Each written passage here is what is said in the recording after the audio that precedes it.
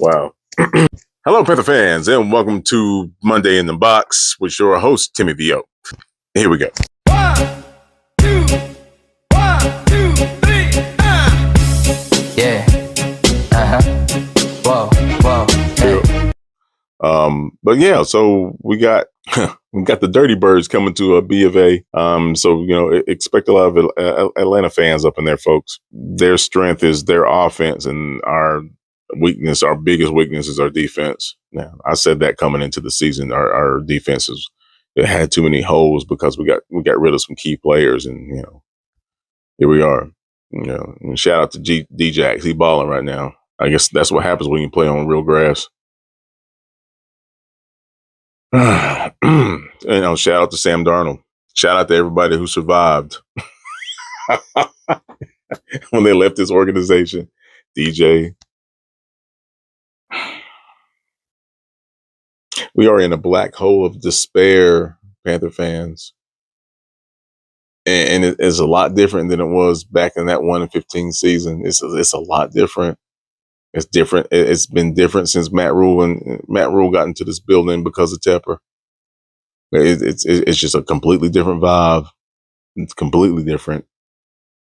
It's like we can never get our footing, no matter what he brings in, no matter who he signs, who he releases, who he cuts. It doesn't matter. And then I say he because he's in every damn thing.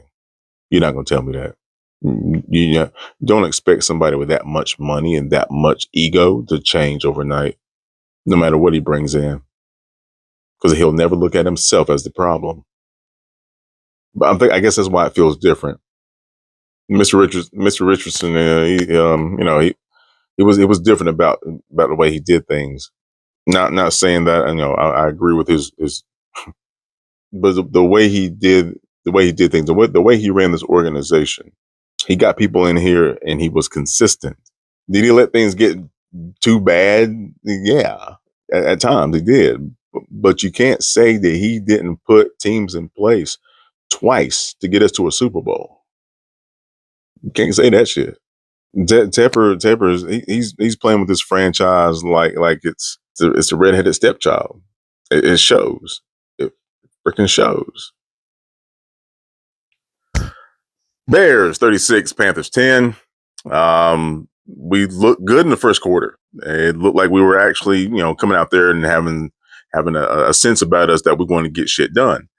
And then the second quarter happened, 20-0. So yeah, we were outscored 20-0 in the second quarter. Outside of injuries, and which is really hampering our defense, we have to be honest about that. Outside of injuries, it was a winnable game for me. It comes down to the willingness to punch people in the face when it comes to running the football. And the only reason I'm saying as Panther fans is because it's Tepper. Does he truly have an influence on Canales calling plays? Because stats tell you that Canales is a pass concept, pass heavy type of coach. But I don't know a lot of coordinators, head coaches that will put their ego in front of winning. But at the same time, in order for you to be a coach at that level, you're more likely going to be ego driven. I know a lot of work goes into these coaches' concepts and things of that nature. And I understand that they are competitive people. You're not in the building at the NFL level if you're not competitive, a competitor, hard worker, so to say. So I'm really curious about that, and I just want to lead off with that. So now let's go into the team stats real quick. This is Monday in the Box, so we're going to talk about the damn box score. The Bears had 11 more plays than we did. They had 69. We had 58 total yards. They had 424 yards, and most of that came from Caleb. We had 292, and again, Caleb was 20 of 29. Good. I mean, his passing numbers were crazy. And Andy was Andy for the most part, and then Bryce is mixing there too. So it was a 22 of 35 for 172. That's combined. And Caleb had 296, 2 passing touchdowns to our 0. They averaged a first down every pass play. That's what the Bears were working with. And there was 10.2 for every catch on average, or every pass, I should say. And ours was like half of that, 4.9. Again, these stats are telling. We only had 19 rushing attempts. Coming out of the first quarter, 7-7. Well, when we get to individual stats, I'll talk about that a little bit more. But yeah, we had 19 total rushing attempts for 120 yards. They had twice as many as that. They had 39. The Bears attempted to run the football 39 times and only had 8 more yards than we did. We didn't let them run the ball all over us. But I mean, hell, they didn't have to. Penalties. There's 5. They had 5 penalties. We had 4. 18 yards in penalties. I believe that's probably the best that we've done this entire season. We had a pick and 2 fumbles. They had 0 turnovers. 4 sacks to 1. They had 24 first downs. We had 14. They were 4 of 11 on third down. We were 3 of 12. And Panther fans, again, you know what happens when we're not efficient on third down conversions. We normally take a L anyway. And we had the same percentage basically on fourth down. We were 1 of 3. Time of possession, they only had the ball 7 more minutes than we did. And again, they scored at a high clip. When you have, three turnovers on the road, I mean, you can go back to the first video this season.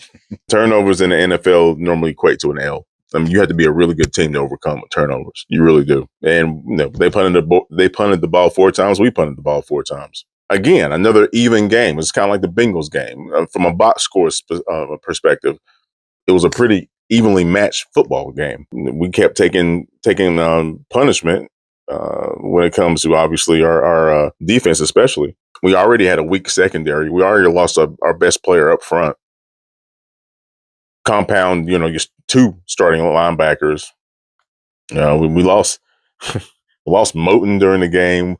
Corbett's probably going to be out for a while with that bicep injury. Trying to block and your bicep is a lot of control and a control mechanism in and out. So, that's going to be hard to overcome. So, individual stats. I'm going to go straight to Chuba. 13 attempts, 97 yards, 7.5 average a clip.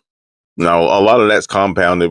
Well, not compounded. It's explained by that big run for the touchdown we had in the first quarter when we were running the football. I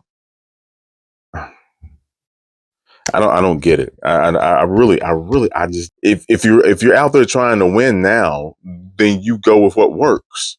You go with what works. I know you want to put stuff out there because you're trying to get the team acclimated to different plays and different scenarios, different packages. To me, honestly, it seems like they're still trying to bring players along while at the same time, calling a game. I'm not quite sure if Canales has a quality control individual in there, kind of like Rivera did. But if I could have Coach's ear, and if he was listening and Tepper wasn't involved, I'll be in his ear during the game. Hopefully somebody is, because there's no way in the world you're going to have that type of success running in football, and then you have less than 20 carries in the game. Your man had 13 attempts throughout the entire 4 quarters. That's disgusting. You can't build off of that. I know you lost Trimble, and we saw in the first couple of games when Trimble and Ian went in there, he didn't like to run the football. Well, you got to try it. I mean, you have to attempt to do what works until they stop it. That's how you set the pace. That's one of the reasons why their time of possession, even though they had 30 plus points, their time of possession wasn't that much greater than ours because we controlled the clock when we ran the football. It's that drives me nuts, man. That drives me nuts. I can't remember well, yeah, I can. It was when we had Foreman and Chuba. They were running a route like that. These are great numbers when it comes to running the football, and you lose by that much. And in the NFL, that normally doesn't happen. It's not like Chuba was getting garbage yards at the end of the game. It's ridiculous. It really is. From an individual standpoint, that's one thing that really stands out to me. I'm not going to talk about the defense that much because there's not much to talk about outside of the rookie middle linebacker. He was flying around all over the place. 13 tackles, if I'm not mistaken. Let me put respect on my man's name. Jalen Coker, though. That's probably him and Chuba are the only two bright spots in this entire game. Yeah, and shout out to Chuba, but my man Trevin Wallace, my man was getting after it. Outside of him, though, man, I mean Xavier Woods again, he 7 tackles. Troy Hill. Now, I see. This is why I wasn't going to talk about the defense. Um, Troy did some boneheaded shit. Troy did some boneheaded things during that game. He did. I remember that one on the right side of the field for the offense. I believe it was a third and long, maybe. It was a third down, if I'm not mistaken. And he was playing underneath zone in a cover 3, if I'm not mistaken. It looked like a cover 3. It might have been a cover 2 rotation. But anyway, he passed off the outside receiver to the inside. And the tight end ran by him. I'm almost kind of like a flat go. And he passed him off, but he didn't get depth when he passed him off. There was nobody underneath. You're outside. You should be in the back because the linebacker to his right was there for the underneath. He needs to get on his horse a little bit. I'm not saying bail, but he needs to be backpedaling. When a receiver goes by you and you lose sight of them, they're going down the sideline, the furthest part of the field, normally on either side from the snap, you need to get depth. There's a pocket right behind you. That was one of the plays right there. It allowed Chicago to sustain the drive, and bada bing, bada boom. DJ was going off. I kind of felt that was going to happen. We have a player of DJ's caliber, and he's going up against a weak secondary because we didn't shadow him with JC the entire game. He made most of his money off of number 2. It seemed like the defense was they were a little slow, right? They were quick in the feet in the quicksand type of situation, and that's normally because of a change at the middle linebacker, the signal caller of the defense. So I mean, Wallace got some great reps. I mean, he showed his ass. He can fly to the ball. I see why they drafted that kid, but I mean, it's going to take some getting used to when you don't have Shaq in the middle. And so yeah, it is what it is. Shot totals showed up for the run game. I hate it for Jadeveon. I thought it was an ankle issue until he rolled on his back and they was talking about his shoulder. I was like, oh, that's not good. DJ Johnson, not a standout performance, but he did his thing again with the run game. Their leading rusher had 3.7 an average, so that's pretty good. Hey, Raheem Blackshear, man, props. He's reliable. See, I think a lot of Panther fans forget that our special team returner situation was highly unreliable. People forget that this is what happens when you lose your centerpiece when it comes to the offense. Cam, you focus on quarterback. Oh, we need the quarterback. You have all these other things that people complain about, but they center on that the quarterback. I'm just glad that we have a running back that can sneeze 100 yards. I'm glad that we have a punt kick returner that is consistent and actually holds on to the damn football. I'm happy that we have a receiver that can get open. Okay. I'm happy that we have an O-line that can punch people in the face, especially, we'll see how it goes going forward, but especially at the A gap. I love that. I love that. We actually have some offensive guards. Icky is not looking as bad as he did last year. These are things that we can build on, but now we have injuries. And I know it's only week 5. I know we've played 5 games already, but it's still a learning process. And may this be a reminder to you Panther fans. This is why you have to be relying on getting veterans to come into your program and to come into your facility. You're rolling the dice because they already got years on their knees and ligaments and tendons and So you have to be aware of that too, right? It's not just, hey, let's get some veterans. Well, you need to get veterans that are healthy. You need to get veterans that that have been around but not been around that long. I mean, you're rolling the dice when you do that. It's imperative that you get the right people in young, but you need to have an environment that not only sustains the talent coming in, but builds the talent coming in. That's why you have a facility, aka the field, that is made out of real grass. That's why you do shit like that. It's an investment for your investment. I'm not going to put tire tractors on my Mercedes. You know what I mean? I don't own a Mercedes. I'm just saying. No, I'm not. I'm not going to put big wheel tires on a Ferrari. You need to make sure your investment has the right investments around it, so you can enjoy it. You can see it flourish. You can see you can see it at its true potential. That's not what Tepper's doing. It is what it is. But injuries are compounding the issue. From a coaching standpoint, Canals. It's hard for me to say. It's hard for me to say because it seems like if he's here to win, and his efforts are centered around the Carolina Panthers football team winning, then he should be running the football more than he is.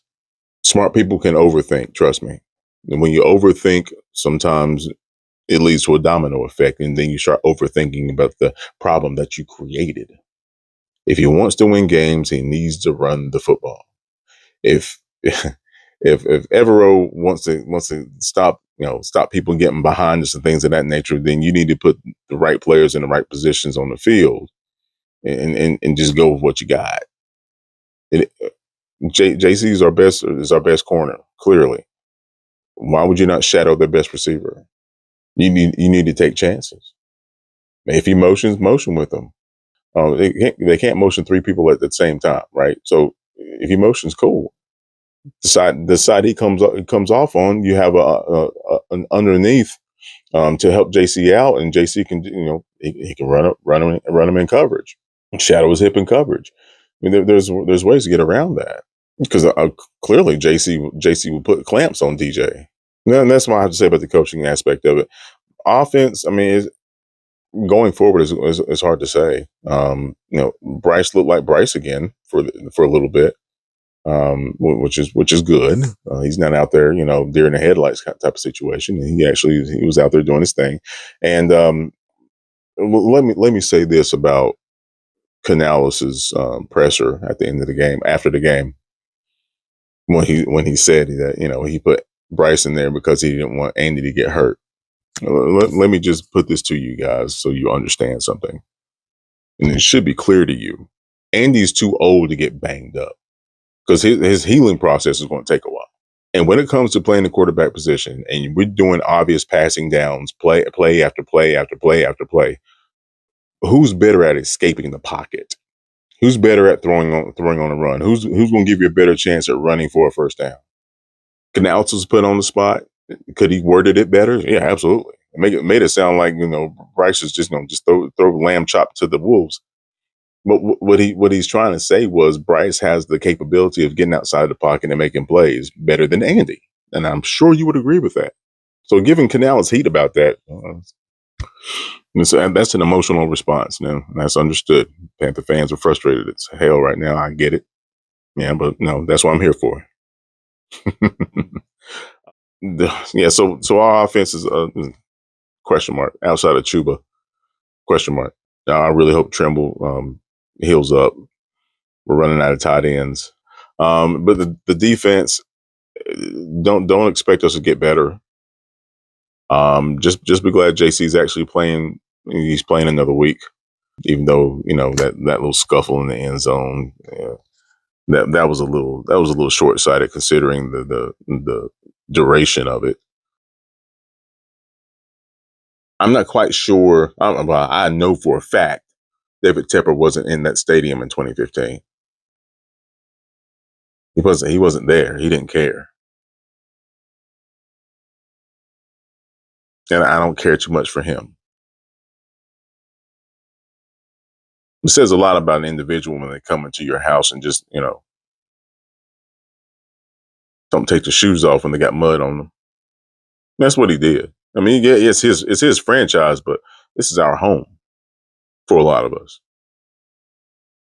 We've been Panther fans for a very long time for a lot of us. So we would kind of hope that you respect what this organization has meant to a lot of people. How some of these players have made lifelong impacts on a lot of people. Panther fans are not. And Tepper hasn't done that.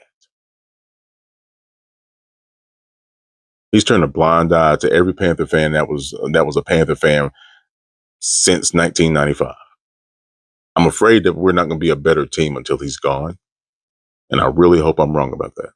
But it's really hard for me to feel that this team won't get any better when somebody doesn't have the capacity to be put in check. That worries me. Sunday, Atlanta. You never know. That's why we keep pounding. Take it easy, Panther fans.